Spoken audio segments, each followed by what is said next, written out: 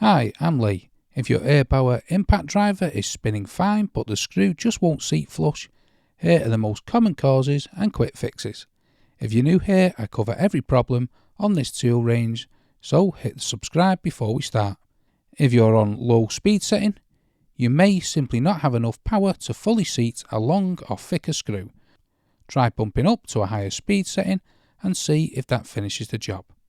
Just a quick note, not all Erbauer impact drivers have a speed setting, so this will only be for certain models.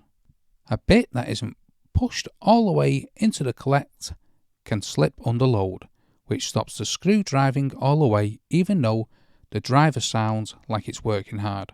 Pull the bit out and reinsert it, making sure you hear or feel it click fully home. A worn or rounded bit tip won't grip the screw head properly, causing it to slip or cam out before the screw's fully seated.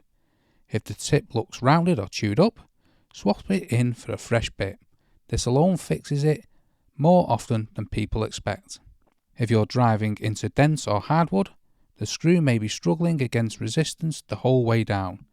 Drilling a small pilot hole first removes that resistance and lets the impact driver seat the screw fully and cleanly. Now make sure you're using the right screw for the material and depth.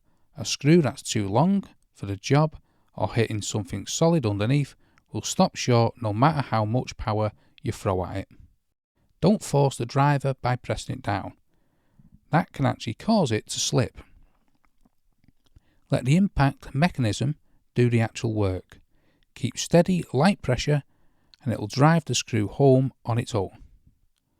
Those are the most common reasons a screw won't fully seat with an Erbauer impact driver and how to fix it. If this helps, subscribe. I've got more troubleshooting videos for this tool coming up too. See you in the next one.